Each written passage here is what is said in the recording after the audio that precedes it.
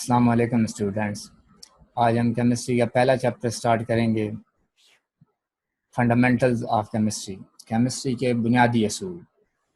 تو سب سے پہلے ہم سٹارٹ کریں گے کیمسٹری پڑھتے ہوئے کیمسٹری کی ڈیفینیشن سے کہ کیمسٹری ہے کیا چیز۔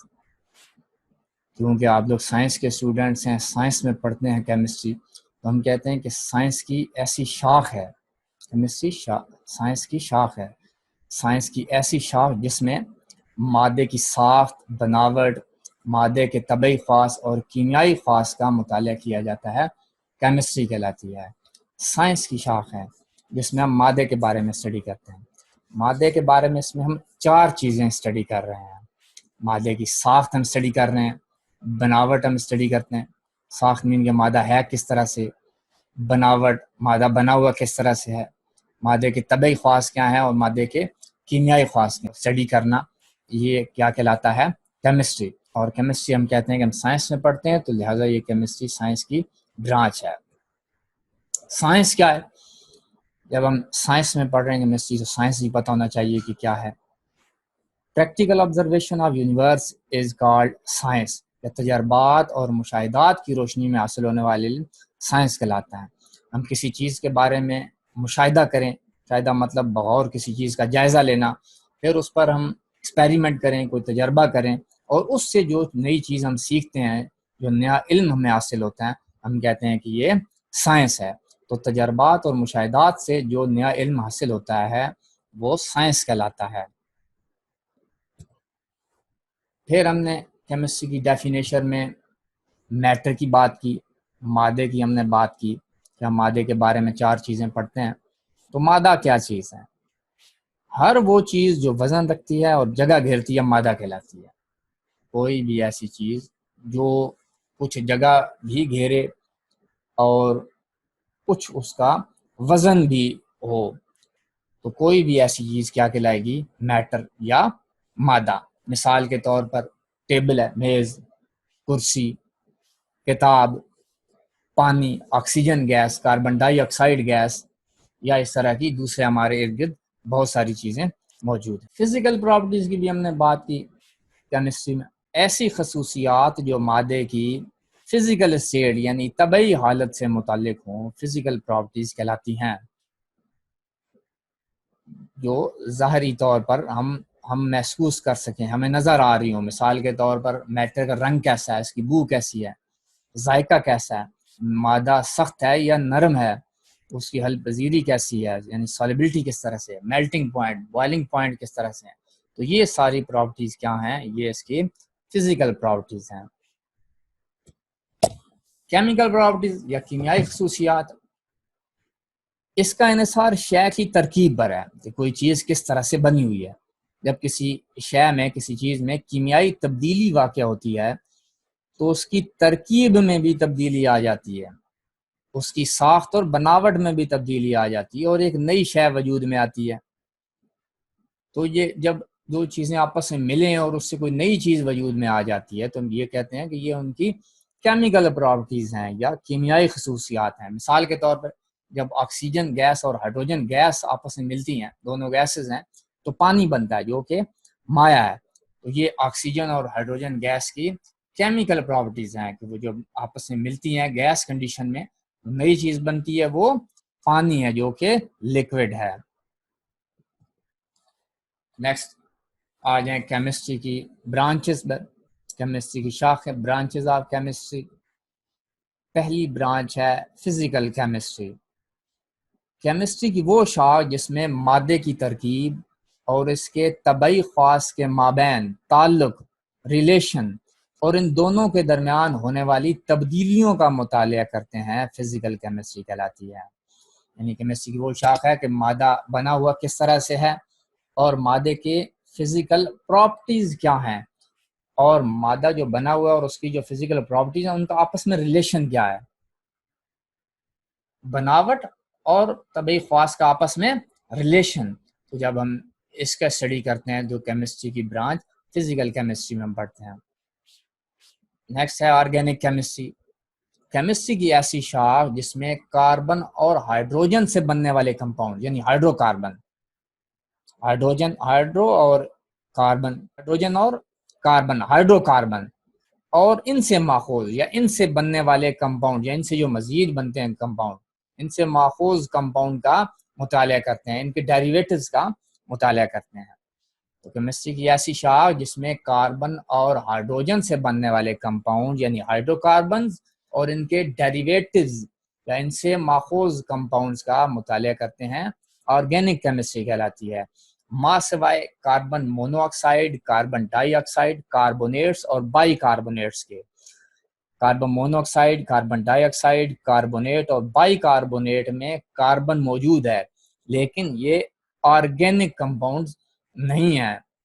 इसलिए हम कहते हैं कि कार्बन और हाइड्रोजन से बनने वाले कंपाउंड्स का हम मुताला करते हैं सिवाय कार्बन मोनोऑक्साइड, डाइऑक्साइड और कार्बोनेट और बाई कार्बोनेट के, यानी इनके अलावा बाकी जितने भी कार्बन और हाइड्रोजन के कंपाउंड्स होते हैं वो हम ऑर्गेनिक केमिस्ट्री में स्टडी करते हैं। और कार्बन और हाइड्रोजन से बनने वाले कंपाउंड्स क्या कहलाते हैं? Organic compounds. Inorganic chemistry, chemistry की ऐसी शाख जिसमें कार्बन और हाइड्रोजन के अलावा बाकी तमाम एलिमेंट्स के कंपाउंड का मुताला करते हैं, इनऑर्गेनिक केमिस्ट्री कहलाती है। कार्बन और हाइड्रोजन के बनने वाले कंपाउंड का हम स्टडी करते हैं ऑर्गेनिक केमिस्ट्री में, और कार्बन और हाइड्रोजन के अलावा बाकी जितने भी एलिमेंट्स हैं उनके कंपाउंड्स का अगर हम स्टडी करें तो वो इनऑर्गेनिक केमिस्ट्री में, और उन तमाम कंपाउंड्स को क्या कहते हैं? Inorganic compounds.